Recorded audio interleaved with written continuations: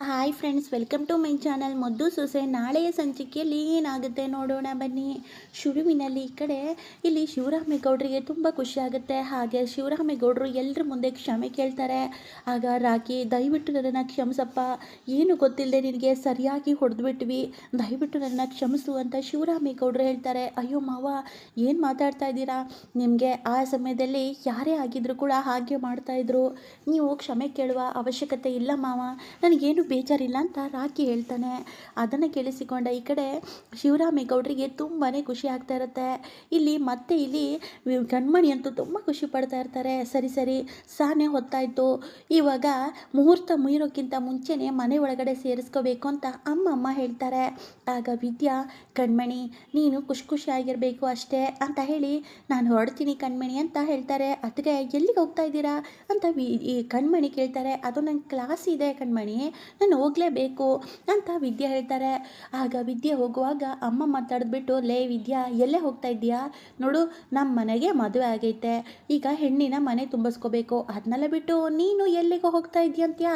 ಇಷ್ಟೆಲ್ಲ ಮಾಡಿಬಿಟ್ಟು ಈಗ ನೀನು ಇಲ್ಲಿಂದ ಹೋದರೆ ಹೇಗೆ ವಿದ್ಯಾ ಅಂತ ಅಮ್ಮಮ್ಮ ಹೇಳ್ತಾರೆ. ಅಯ್ಯೋ ಅಮ್ಮಮ್ಮ, ನಾನು ಬಿಟ್ಟರೆ ಇಲ್ಲಿ ಎಲ್ಲರೂ ಇದ್ದಾರಲ್ವಾ, ಅದಕ್ಕೆ ಯಾಕೆ ಯೋಚನೆ ಮಾಡ್ತೀರಾ ಅಂತ ವಿದ್ಯಾ ಹೇಳ್ತಾರೆ. ಮತ್ತು ಈ ಕಡೆ ಎಲ್ಲರೂ ಕೂಡ ಇಲ್ಲಿ ಮನೆ ಕರ್ಕೊಂಡು ಬರ್ತಾರೆ. ಆಗ ಕಣ್ಮಣಿ ರಾಕಿ ಇಬ್ಬರು ಕೂಡ ತುಂಬ ಖುಷಿಯಾಗಿರ್ತಾರೆ. ಆಗ ಈ ಕಡೆ ಮೋಹನ್ ಹತ್ರ ಬಂದುಬಿಟ್ಟು, ರಾಕಿ ಅಂತೂ ಅತ್ತೆ ತುಂಬ ಖುಷಿಯಾಯಿತು ಅತ್ತೆ, ತುಂಬ ಥ್ಯಾಂಕ್ ಯು ಸೋ ಮಚ್ ಅತ್ತೆ, ಎಲ್ಲಿ ನನ್ನ ಕಣ್ಮಣಿನ ಮದುವೆ ಆಗಲ್ವೇನೋ ಅಂದ್ಕೊಂಡೆ, ಕಣ್ಮಣಿ ಇಲ್ಲ ಅಂದರೆ ನಾನು ಖಂಡಿತವಾಗ್ಲೂ ಬದುಕಿರಲ್ಲ ಅತ್ತೆ ಅಂತ ರಾಕಿ ಹೇಳ್ತಾರೆ. ಅಯ್ಯೋ ರಾಕಿ, ಆ ಥರ ಮಾತಾಡ್ಬೇಡ ಕಣೋ, ನಿನ್ನಂಥ ಹಳೆಯನ್ ಪಡೆಯೋಕ್ಕೆ ನಾನು ಪುಣ್ಯ ಮಾಡಿದ್ದೀನಿ, ನನಗೆ ಯಾವ ನೋವು ಇಲ್ಲ ಕಣೋ, ಇನ್ಮೇಲೆ ನನ್ನ ಮಗಳ ಜವಾಬ್ದಾರಿ ನಿಂದು, ನೀ ಚೆನ್ನಾಗಿ ನೋಡ್ಕೊತೀಯ ಅಂತ ನನಗೆ ಚೆನ್ನಾಗಿ ಗೊತ್ತಿದೆ ಅಂತ ಹೇಳ್ತಾರೆ. ಆದರೂ ಅತ್ತೆ ಎಲ್ಲ ನಿಮ್ಮಿಂದನೇ ಆಯಿತು ಅಂತ ರಾಕಿ ಹೇಳಿದಾಗ, ಇಲ್ಲಪ್ಪ, ಇದಕ್ಕೆಲ್ಲ ನಾವು ಯಾರೂ ಅಲ್ಲ, ನಿಮ್ಮಿಬ್ಬರು ಒಂದು ಮಾಡೋಕ್ಕೆ ನಮ್ಮ ವಿದ್ಯೆನೇ ಕಾರಣ, ವಿದ್ಯೆಯಿಂದನೇ ಇಷ್ಟೆಲ್ಲ ಒಳ್ಳೆಯದಾಯಿತು, ನಿನ್ನ ಮತ್ತೆ ಕಣ್ಮಣಿ ಮದುವೆ ಆಗೋಕ್ಕೆ ವಿದ್ಯೆನೇ ಕಾರಣ, ವಿದ್ಯೆ ಇಲ್ಲಂದಿದ್ದರೆ ಖಂಡಿತವಾಗ್ಲೂ ಯಾರೂ ಕೂಡ ಒಪ್ಕೊತಾ ಇರಲಿಲ್ಲ, ಕೊನೆಗೂ ನಿಮ್ಮಿಬ್ಬರು ಮದುವೆ ಆಯ್ತಲ್ವಾ, ಅಷ್ಟೇ ಸಾಕು ಅಂತ ಈ ಕಡೆ ಮೋಹನ ಹೇಳ್ತಾರೆ. ಆಗ ರಾಕಿಗೂ ಕೂಡ ವಿದ್ಯೆ ಮೇಲೆ ತುಂಬಾ ಖುಷಿ ಆಗ್ತಾ ಇರುತ್ತೆ. ಈ ಕಡೆ ಭದ್ರಾಗಂತೂ ವಿದ್ಯೆನ ಮೇಲೆ ಬೆಟ್ಟದಟ್ಟು ಪ್ರೀತಿ ಶುರುವಾಗಿ ಹೋಗ್ತು. ಗೌಡರು ಈಶ್ವರಿ ಮೇಲೆ ತುಂಬಾ ಕೋಪ ಮಾಡ್ಕೊತಾರೆ. ಆಗ ಈಶ್ವರಿ ಹೋಗ್ಬಿಟ್ಟು, ಬಾವ ದಯವಿಟ್ಟು ನನ್ನನ್ನು ಕ್ಷಮಿಸಿ, ಇದರಲ್ಲಿ ನಂದೇನು ತಪ್ಪಿಲ್ಲ ಬಾವ, ಅವಳೇನು ಆ ರೀತಿ ಹೇಳಿದ್ಲು ಅಂದರೆ ನೀವು ಅದನ್ನ ನಂಬಿಡ್ತೀರಾ, ನನ್ನ ಮಾತಿಗೆ ನಂಬಿಕೆ ಇಲ್ವಾ ನಿಮಗೆ ಅಂತ ಈಶ್ವರಿ ಹೇಳ್ತಾರೆ. ನೋಡಿ ಬಾವ, ಅಲ್ಲ ಅವರೇನು ಕೊಡ್ತೆ ಅಂದಿದ್ದು ನಿಜ, ಈ ಮದುವೆ ಏನಾದರೂ ಸಂಬಂಧ ಗಟ್ಟಿ ಆದರೆ ನಾವು ಕೂಡ ನಿಮಗೆ ದುಡ್ಡು ಕೊಡ್ತೀನಿ ಅಂತ ಹೇಳಿದರು, ಆದರೆ ನಾನು ದುಡ್ಡಿಗೆ ಕೈ ಚಾಚಿಲ್ಲ, ನಾನು ಅಂದ್ಕೊಂಡಿದ್ದು ಆ ಹುಡುಗ ತುಂಬ ಒಳ್ಳೆಯವನು, ನಮ್ಮ ಕಣ್ಮಣಿನ ಚೆನ್ನಾಗಿ ನೋಡ್ಕೊತಾವನೆ ಅಂತ ನಾನು ಆಸೆ ಪಟ್ಟೆ, ಆದರೆ ನಿಜವಾಗ್ಲೂ ದಿಟ್ಟವಾಗ್ಲೂ ಹೇಳ್ತಾ ಇದ್ದೀನಿ ಬಾವ, ಅವನು ಅಷ್ಟು ಕೆಟ್ಟ ಹುಡುಗ, ಹೆಣ್ಮಕ್ಳು ಇದಿತ್ತಂತ ನನಗೆ ಗೊತ್ತೇ ಇರಲಿಲ್ಲ ಬಾವ, ದಯವಿಟ್ಟು ನನ್ನನ್ನು ಅರ್ಥ ಮಾಡ್ಕೊಳ್ಳಿ ಬಾವ, ಇದರಲ್ಲಿ ನಂದೇನು ತಪ್ಪಿಲ್ಲ ಬಾವ ಅಂತ ಈಶ್ವರಿ ಕಣ್ಣೀರಿನ ನಾಟಕ ಶುರು ಮಾಡ್ತಾ ಇರ್ತಾರೆ.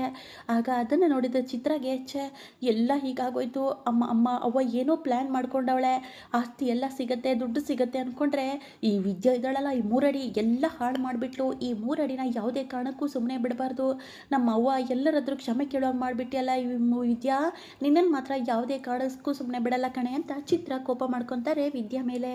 ಆಗ ಶಿವರಾಮೇಗೌಡರು, ಲೇ ಗೋವಿಂದ, ನಾನು ಯಾರ ಮಾತು ನಂಬಕ್ಕಿಲ್ಲ, ನೋಡು ಈಗ ತಪ್ಪು ನಡೆದೈತೆ ಅಂದರೆ ನಮ್ಮ ಕಣ್ಮಣಿ ಜೀವನ ಹಾಳಾಗ್ತಿತ್ತು, ಯಾವುದೋ ದೇವ್ರ ದಯದಿಂದ ವಿದ್ಯಾ ಎಲ್ಲ ಕಂಡುಹಿಡಿಬಿಟ್ಲು, ಇಲ್ಲ ಅಂತಿದ್ದರೆ ಇಷ್ಟೊತ್ತಿ ನಮ್ಮ ಕಣ್ಮಣಿ ಜೀವನ ಬೀದಿ ಪಾಲಾಗ್ತಿತ್ತು, ಇದನ್ನು ಮಾತ್ರ ಯಾವುದೇ ಕಾರಣಕ್ಕೂ ನಾನು ಕ್ಷಮಿಸಕ್ಕಿಲ್ಲ ಕಣಯ್ಯ ಅಂತ ಹೇಳಿ ಕೋಪ ಮಾಡಿಕೊಂಡು ಶಿವರಾಮೇಗೌಡರು ಒಳಗಡೆ ಹೋಗ್ತಾರೆ. ಆಗ ಗೋವಿಂದ ಅಂತೂ, ಲೇ ಯಾಕೆ ಹೆಂಗೆ ಮಾಡಿಬಿಟ್ಟೆ, ಎಂಥ ಕೆಟ್ಟ ಬುದ್ಧಿ ನಿಂದು, ಅಲ್ಲ ಕಣೆ, ಕಣ್ಮಣಿ ನಮ್ಮ ಮಗಳಿದ್ದ ಹಾಗೆ ಹೋಗಿ ಅವಳಿಗೆ ಅಂಥ ಸಂಬಂಧ ತಂದಿದೆಯಲ್ಲ, ನಿನಗೆ ಹೇಗಾದರೂ ಮನಸ್ಸೈತೆ, ನಿನ್ನನ್ನು ಹೆಂಡತಿ ಅಂತ ಹೇಳ್ಕೊಳ್ಳೋಕ್ಕೂ ನನಗೆ ನಾಚಿಕೆ ಆಗುತ್ತೆ, ನಾನು ಕಣ್ಣು ಮುಂದೆ ಒಂದು ಕ್ಷಣನೂ ನಿಲ್ಬೇಡ ನೀನು ಅಂತ ಗೋವಿಂದ ಕೋಪ ಮಾಡ್ಕೊತಾರೆ. ಆಗ ಈಶ್ವರಿಗಂತೂ ಏನು ಮಾಡಬೇಕು ಅಂತಲೂ ಕೂಡ ಗೊತ್ತಾಗ್ತಾ ಇರಲ್ಲ. ಅಯ್ಯೋ ದೇವರೇ, ಎಂಥ ಇಕ್ಕಟ್ಟು ಬಂದುಬಿಡ್ತು ನನಗೆ, ಅಲ್ಲ ಆ ಮೂರಡಿ ನಿನ್ನನ್ನು ಮಾತ್ರ ನಾನು ಜೀವಂತವಾಗಿ ಬಿಡಲ್ಲ ಕಣೆ, ಎಲ್ಲ ನಿನ್ನಿಂದನೇ ನನ್ನನ್ನು ಈ ರೀತಿ ತಂದುಬಿಟ್ಟಿಯೇನೆ ನೀನು ಅಂತ ಹೇಳಿ ಈಶ್ವರಿ ವಿದ್ಯಾ ಮೇಲೆ ಕೆಂಡದಂತ ಕೋಪ ಮಾಡ್ಕೊತಾ ಇರ್ತಾರೆ. ಆಗ ವಿದ್ಯೆ ಜೊತೆ ಮಾತಾಡಬೇಕು ಅಂತ ಈಶ್ವರಿ ಹೋದಾಗ, ಲೇ ವಿದ್ಯಾ, ಏನೇ ಮಾಡಿಬಿಟ್ಟೆ, ಅಶುಕು ಇಷ್ಟಕ್ಕೆಲ್ಲ ನೀನೇ ಕಾರಣ ಕಣೆ, ನನ್ನನ್ನು ಮನೆಯವ್ರ ಮುಂದೆ ಈ ರೀತಿ ಅವಮಾನ ಮಾಡಿಬಿಟ್ಟಿಯಲ್ಲ ಅಂತ ಹೇಳ್ತಾರೆ. ಅಯ್ಯೋ ಅತ್ತೆ, ಯಾಕೆ ಇಷ್ಟೊಂದು ಟೆನ್ಷನ್ ಆಗ್ತೀರಾ, ನೋಡಿ ನೀವೇನು ತಪ್ಪು ಮಾಡಿಲ್ಲ ಅಂದಮೇಲೆ ನೀವು ಯಾಕೆ ಇಷ್ಟೊಂದು ಹೆದರ್ಕೋಬೇಕು, ಅಲ್ಲ ತಪ್ಪೇ ಮಾಡಿಲ್ಲ ನೀವು, ಆದರೆ ತಪ್ಪು ಮಾಡಿದ್ದವರು ಅವರು. ನೀವು ಯಾಕೆ ಈ ಥರ ಭಯದಲ್ಲಿದೆಯೋ ನನಗೆ ಅರ್ಥ ಆಗ್ತಾ ಇಲ್ಲ ಅತ್ತೆ ಅಂತ ವಿದ್ಯಾ ಹೇಳ್ತಾರೆ. ಸಾಕು ಮುಚ್ಚೆ ಬಾಯಿ, ನೋಡು ನಾನು ಗೊತ್ತಿಲ್ಲದೆ ಮದುವೆ ಮಾಡಕ್ಕೆ ಹೊರಟಿದ್ದೀನ, ನನ್ನ ಮಾನ ಮರ್ಯಾದೆ ತೆಗಿಬೇಕು ಅಂತಲೇ ನೀನು ಇಷ್ಟೆಲ್ಲ ಮಾಡಿದ್ದು ತಾನೇ ಅಂತ ಕೋಪ ಮಾಡ್ಕೊತಾರೆ. ಅತ್ತೆ ಒಂದು ವಿಷಯ ನೆನ್ಪಿಟ್ಕೊಳ್ಳಿ, ಏನೋ ಪುಣ್ಯ ನವೀನ್ ಜೊತೆ ನೀವು ಜೈಲಿಗೆ ಹೋಗಿಲ್ಲ, ಅದನ್ನು ಖುಷಿ ಪಡಿ ಅಂತ ವಿದ್ಯಾ ಕೋಪ ಮಾಡಿಕೊಂಡು ಅಲ್ಲಿಂದ ಹೋಗ್ತಾರೆ. ಲೇ ವಿದ್ಯಾ, ಅಂದರೆ ನನ್ನನ್ನು ಜೈಲಿಗೆ ಕಳಿಸ್ಬೇಕು ಅಂತಲೂ ಪ್ಲ್ಯಾನ್ ಮಾಡ್ಕೊಂಡಿದ್ಯಾ ಹೇಗೆ? ಏಯ್ ನಿನ್ನನ್ನು ಮಾತ್ರ ಬಿಡಲ್ಲ ಕಣೆ, ಯಾವುದೇ ಕಾರಣಕ್ಕೂ ಬಿಡೋಕ್ಕಿಲ್ಲ ಅಂತ ಕೋಪ ಮಾಡ್ಕೊತಾರೆ. ಈ ಕಡೆ ರಾಕಿ ಕಣ್ಮಣಿ ತುಂಬ ಖುಷಿ ಆಗ್ತಾರೆ. ರಾಕಿ ವಿದ್ಯಾರ್ಥಿಗೆಯಿಂದನೇ ಇಷ್ಟೆಲ್ಲ ಆಗಿದ್ದು, ವಿದ್ಯಾರ್ಥಿಗೆ ಯಾವುದೇ ಕಾರಣಕ್ಕೂ ನಮಗೆಲ್ಲಿ ಮೋಸ ಮಾಡಿಬಿಡ್ತಾರೇನೋ ಅಂತ ತುಂಬಾ ಭಯ ಇತ್ತು. ಆದರೆ ವಿದ್ಯಾರ್ಥಿಗೆ ಮನೆಯವ್ರನ್ನ ಎದುರಿಸ್ಬಿಟ್ಟು ನಿನ್ನ ಮದುವೆ ಮಾಡವ್ರೆ. ಸಾನೇ ಖುಷಿ ಆಗ್ತೈತೆ ನನಗೆ. ನಿಜವಾಗ್ಲೂ ವಿದ್ಯಾರ್ಥಿಗೆ ನಾನು ಸಾನೇ ಅವಮಾನ ಮಾಡಿದ್ದೀನಿ, ತುಂಬಾ ಅವಮಾನ ಮಾಡಿದ್ದೆ. ಆದರೆ ಅದನ್ನು ಯಾವುದು ತಲೆಯಲ್ಲಿ ಇಟ್ಕೊಂಡೆ, ನನ್ನನ್ನು ಎಷ್ಟು ಚೆನ್ನಾಗಿ ಕಾಪಾಡಿಬಿಟ್ರು, ನಿನ್ನ ಜೊತೆ ಮದುವೆ ಮಾಡಿಬಿಟ್ರು, ತುಂಬ ಖುಷಿ ಆಗ್ತಾಯಿದೆ ಅಂತ ಇಲ್ಲಿ ಕಣ್ಮಣಿ ಹೇಳ್ತಾರೆ. ಆಗ ರಾಕಿನೂ ಕೂಡ, ಕಣ್ಮಣಿ ನೀನೇನು ಯೋಚನೆ ಮಾಡಬೇಡ, ವಿದ್ಯಾಕ್ಕ ನಮಗೆ ಒಳ್ಳೆಯದೇ ಮಾಡ್ತಾವ್ರೆ, ನಾವು ಕೂಡ ಅವರಿಗೆ ಒಳ್ಳೆಯದೇ ಮಾಡಬೇಕು ಅಂತ ರಾಕಿ ಹೇಳ್ತಾರೆ. ಹೌದು ರಾಕಿ, ನೀನು ಹೇಳ್ತಾ ಇರೋದೇನೋ ನಿಜನೇ, ಆದರೆ ವಿದ್ಯಾರ್ಥಿಗೆ ತಪ್ಪೇ ಮಾಡಿಲ್ಲ, ಆದರೂ ಗುಡ್ಸ್ಲಲ್ಲವ್ರೆ. ಆದಷ್ಟು ಬೇಗ ವಿದ್ಯಾರ್ಥಿನ ಮನೆ ಒಳಗಡೆ ಸೇರಿಸೋ ಜವಾಬ್ದಾರಿ ನಂದು. ನನಗಿಷ್ಟು ಸಹಾಯ ಮಾಡಿದ್ರ ಮೇಲೆ ಅವರಿಗೂ ನಾನು ಸಹಾಯ ಮಾಡಬೇಕಲ್ವಂತ ಕಣ್ಮಣಿ ಯೋಚನೆ ಮಾಡ್ತಾ ಇರ್ತಾರೆ. ಮತ್ತು ಈ ಕಡೆ ಇಲ್ಲಿ ಭದ್ರನೂ ಕೂಡ ವಿದ್ಯೆ ಮೇಲೆ ತುಂಬಾ ಖುಷಿ ಪಡ್ತಾ ಇರ್ತಾರೆ. ಅಲ್ಲ ವಿದ್ಯಾ ಸಾನೇ ಬದಲಾಗವಳೆ, ಅಲ್ಲ ನಾನು ಅಂದ್ಕೊಂಡಿದ್ದೆ ಏನು, ಅಷ್ಟೊಂದು ಧೈರ್ಯ ಎಲ್ಲಿಂದ ಬಂತು ವಿದ್ಯಾಗೆ? ಅಲ್ಲಿ ಹೋಗ್ಬಿಟ್ಟು ಆ ನವೀನ್ ಎಂಥವನು ಅಂತ ಕಾಪಾಡಿಬಿಟ್ಟ, ನನ್ನ ತಂಗಿ ಜೀವನನ ಕಾಪಾಡಿಬಿಟ್ಲು ವಿದ್ಯಾ.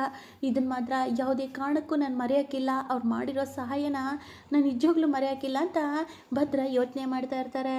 ಈ ಕಡೆ ಈಶ್ವರಿ ಮತ್ತು ಇಲ್ಲಿ ಚಿತ್ರ ಅಂತೂ ಮನೆಯಿಂದ ಹೊರಗಡೆ ಹಾಕಿರ್ತಾರೆ. ಏನವ್ವ ಇದು, ಇಂಥ ಗುಡ್ಸ್ಲಲ್ಲಿ ನಾವು ಇರಬೇಕಾ ಅವ್ವ, ನೀನು ಮಾಡಿರೋ ಎಡವಟ್ಟಿಗೆ ಈಗ ನಿನ್ನ ಜೊತೆ ನಾನು ಇರುವಂಗಾಯಿತು ಅಂತ ಚಿತ್ರ ಗೊಣಗ್ತಾ ಇರ್ತಾರೆ. ಲೇ ಚಿತ್ರ ನೋಡು, ನಾನು ಈ ಗುಡ್ಸ್ಲಿಗೆ ಬರೋಕ್ಕೆ ಆ 3 ಅಡಿ ಕಾರಣ, ಆ 3 ಅಡಿನ ಮಾತ್ರ ಯಾವುದೇ ಕಾರಣಕ್ಕೂ ನಾನು ಸುಮ್ಮನೆ ಬಿಡೋಕ್ಕಿಲ್ಲ ಅಂದಮೇಲೆ ಸುಮ್ಮನೆ ಬಿಡೋಕ್ಕಿಲ್ಲ ಅಂತ ಕೋಪ ಮಾಡ್ಕೊತಾ ಇರ್ತಾರೆ. ಇಲ್ಲಿ ಶಿವರಾಮೇಗೌಡರು, ಲೇ ಗೋವಿಂದ, ನಮ್ಮ ಕಣ್ಮಣಿ ಮತ್ತು ರಾಕಿಗೆ ನಾನು ಸ್ವಲ್ಪ ಆಸ್ತಿನ ಬರಿಬೇಕು ಅಂತ ತೀರ್ಮಾನ ಮಾಡಿವ್ನಿ ಅಂತ ಹೇಳ್ತಾರೆ.